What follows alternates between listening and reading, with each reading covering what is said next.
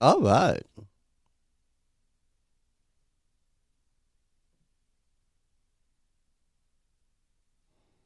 All right. Now that's a much better shot.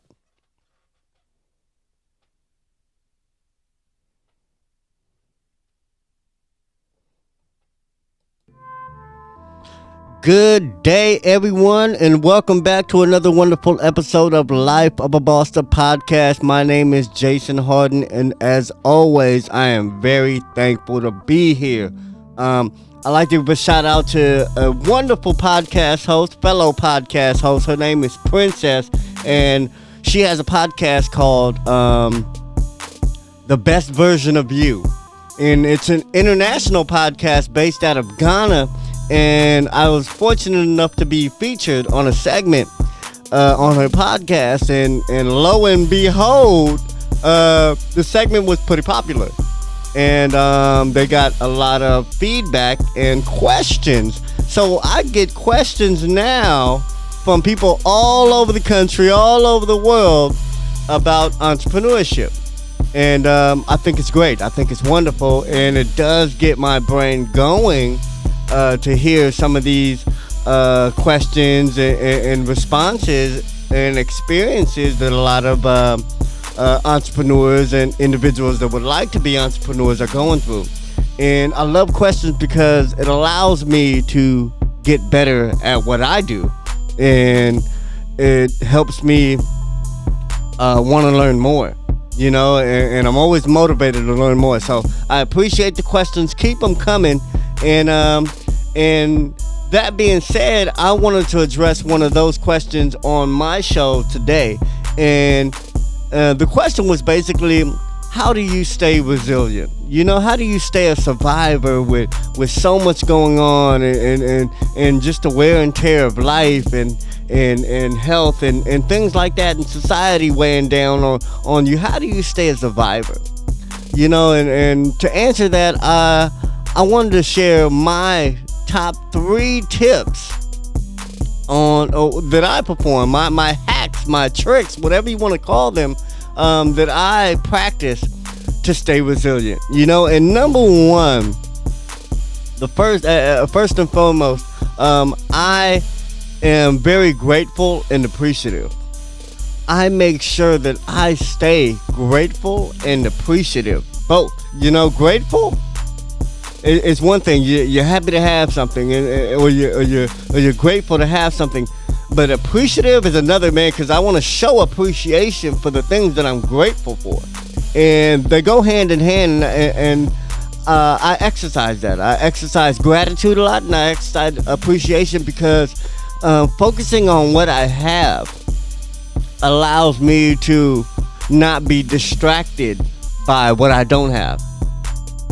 You see how that works, man? If you focus on what you have access to, what's at your disposal, what you can use, what can help better you, then you won't have a lot of time to be distracted by what you don't have and what you can't do and what you don't have at your disposal and what you can't utilize, and you won't think about the can't so much.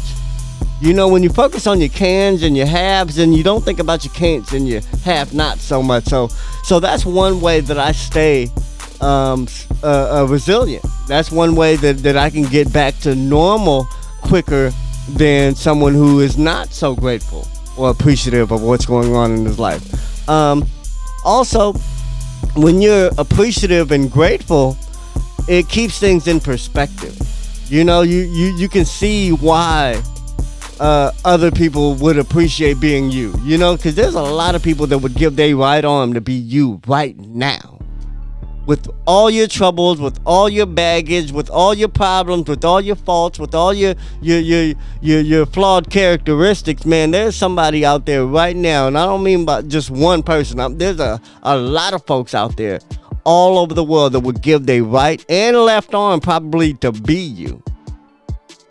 So you have to ask yourself, what is it about you that would make somebody want to be you? What about your situation could somebody else jump into and just take you out of? You gotta, those type of perspectives are good to have because you just have to see the value in yourself that others do.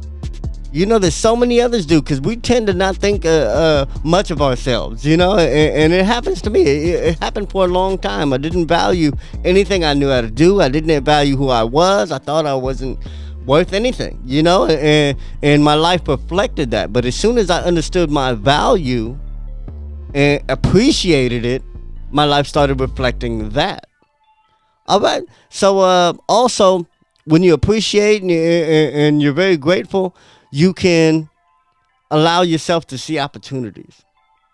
Just like I said, once you kind of can identify what gives you that advantage, or what the reasons why somebody would want to be you, what they can make happen with your life, once you can identify those things, man, you can actually really excel. And you can damn sure bounce back from having a bad day, a bad week, a bad month, a bad year. So you gotta bounce back. Another question, another thing that kind of, or a question I ask myself is, how do I make my problems pay? That kind of keeps me going. That kind of puts things in perspective again, and allows me to find out or create ways to make whatever I went through work for me in some way, because like I said, it's not what happens to us, it's what happens for us. And having that mentality and that perspective always helps overcome negative situations, always helps you look on the bright side, always helps you come out of something on top. When you can figure out how to make something pay, you own it. That's when you truly own a situation, whether that be a flaw, whether that be a hardship, whether that be a negative experience. To truly own it means you can do what you want with it. You can sell it, you can give it away, you can share it. But basically, it becomes a solution to somebody's problem. Since you went through it and you survived it and you made it out, now you're an expert at surviving something and making it out of that. So at the bare minimum, you can share that knowledge. That knowledge is valuable. If you lost so much, if you lost the house, the car, the kids, the dog, everything in that experience, you gained knowledge. And the more you've lost, the more valuable that knowledge is to other people at risk of losing, or other people who are wanting to be more educated to prevent themselves from going through what you did. So you have to see the possibilities and opportunities in what you went through in order to really make it pay for you.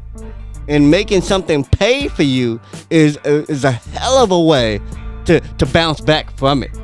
You know what I'm saying? Okay, number 3, my third tip on how to be more resilient. What I do is I get out myself. I get out of my feelings, I get out of my environment, I get out of my own head. You know what I'm saying? I like to zoom out and see the big picture, and then see how everything plays out. And then seeing how everything falls into place. And then once you realize like what the big picture is, some of those little problems and issues don't even seem like they matter as much. If you can get out of your situation, at least mentally, if you can zoom out and just see like everything around you and the world and how you fit into bettering the community and just see the bigger picture, then you can kind of see how small some of those issues really are, how small some of those problems really are. How, like, it's almost like sitting too close to the TV.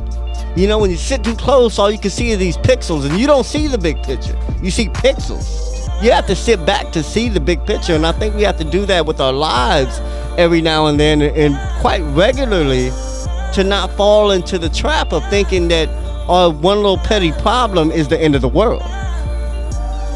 So these are just my tips and hacks and hints, if you will, to get me out of and over negative situations.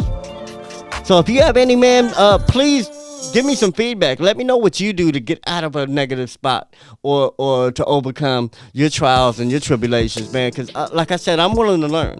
And I know that there's a whole audience of people that listen to this show that want to know how you do it. Because there's more than one way to skin a cat. and I don't have the answers to everything. So if you have a tip or a hint or a hack that helps you overcome a negative situation, please let me hear it.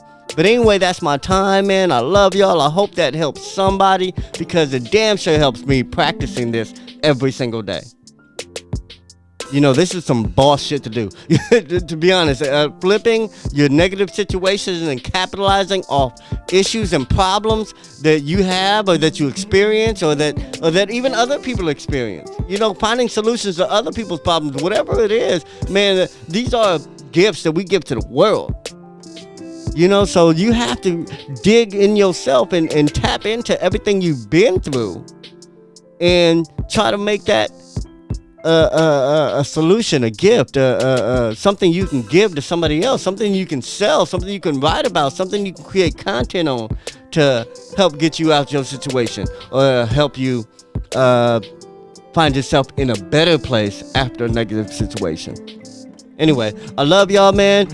Please check out my new book coming out. It's called Life of a Boss, Creating and Living Your Own Definition of Success. Man, check out the podcast. We got new episodes every Monday and every Thursday on Spotify, Apple Podcasts, Google Podcasts, Amazon Music, man. We're everywhere, man. So check us out, man. If you know somebody that might want to be a guest, if you know a boss, or if you are a boss that will make a perfect guest to be interviewed on our show, please let us know, man. Hit me up personally on my email called Jason Hardin at lifeofaboss.net. Man, check out our website, lifeofaboss.net, man. Check out how you can get engaged with us and follow us and show up at our pop-ups and all that other good stuff, man, because we do a lot of good, man, and we do it to create and replicate bossism. I made that word up. So anyway, man, I love y'all, and remember, success is a lifestyle. Peace.